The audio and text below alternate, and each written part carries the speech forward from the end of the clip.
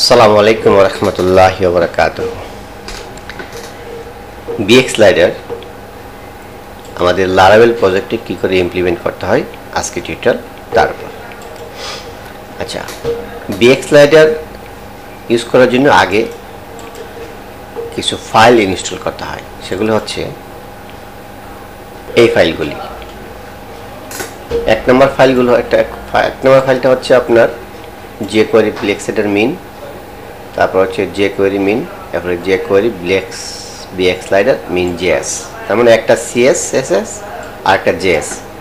আর এই যে এটা অলরেডি আমরা কল করে রাখছি ইয়েতে, আমাদের যে মেইন ফাইল সেটাকে যদি আমি দেখাতে চেষ্টা করি, লেআউট অ্যাপস, এই যে এখানে এটা অলরেডি কল করা আছে। তাহলে আমাদের দুটো জিনিস লাগবে, একটা হচ্ছে বিএক্স স্লাইডার মিন সিএসএস আর বিএক্স স্লাইডার মিন জেএস। সেটা আমরা npm দিয়ে ইনস্টল করব।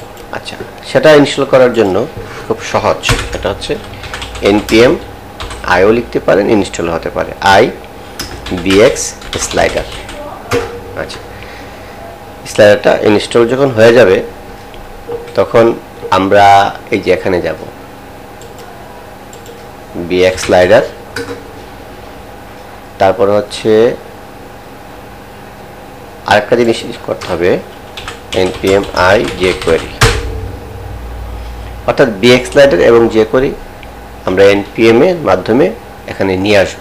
আচ্ছা, তারপরে app.blade না, সেটা হচ্ছে আমরা রিসোর্স জেএস app.js এখানে কল করে দেব।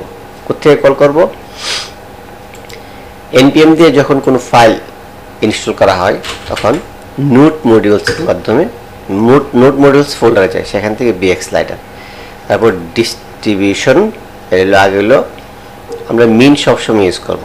আমরা যেখানে ক্লিক করি কপি পাথ এটা, তাহলে আমরা শুধু এটা এখানে দিয়ে মডিউল দেওয়া লাগবে না, এটাকে আমরা করে দেব। আরেকটা হচ্ছে মিন জেএস, দুটো ফাইল আমরা এখানে কল করে দিচ্ছি।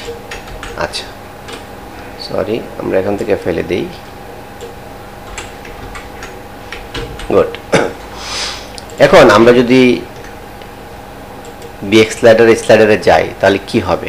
এটা হবে ওদের জেএস, এটা আমরা এখানে দিলাম। ওকে, আর এটা হচ্ছে মার্কআপ। এই স্টাইল, এই স্লাইডারটা আমরা কোথায় দেখাতে চাই আমি আগেই মার্কআপ করে রেখেছি। তো এখানে হচ্ছে ইলো ছবির পাত, যেহেতু ছবি আমরা পিক্সার ইউজ করব, সুতরাং আমরা ছবিটা একটু ভিডিওটা পজ করে বসাই নিই। যেমন আমি যদি এটা বাদ দেই তাহলে pixam.photos/ আর দিলাম 50 আর 600 আর 350, এই স্লাইডার দিলাম। ভিডিও পজ করার দরকার নেই।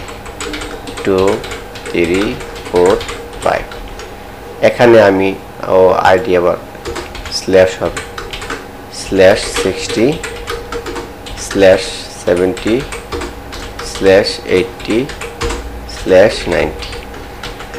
আমাদের কাজ শেষ। এখন আমাদেরকে বল করতে হবে npm run dev,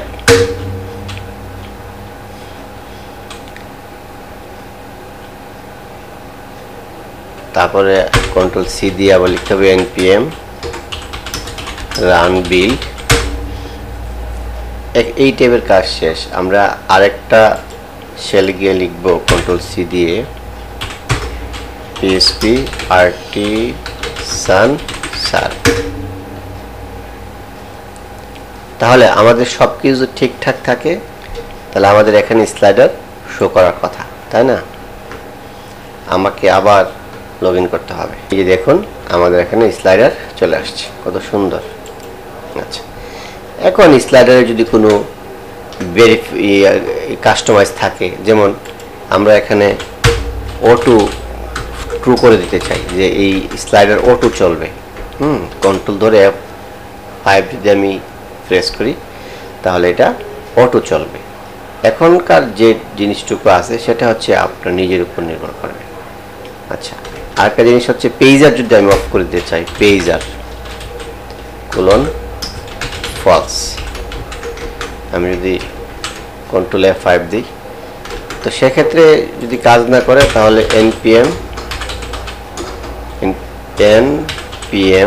run build, তারপরে আমি যদি বিল্ড করি তাহলে আবার আমাকে দেখি তো বিল্ড করার পর আমি যদি রিফ্রেশ দিই তাহলে কাজ হয় কিনা, আবার আসতে হবে। তাহলে আমি আবার PHP আর্টিসান সার্ভ, আমি যদি এখন এটাকে দিই আবার লগ ইন করতে, আমার স্লাইডার ওকে হয়ে গেছে, পেজারগুলো চলে গেছে এবং স্লাইডার নতুন করে অটোমেটিকলি লোড হচ্ছে। Thank you.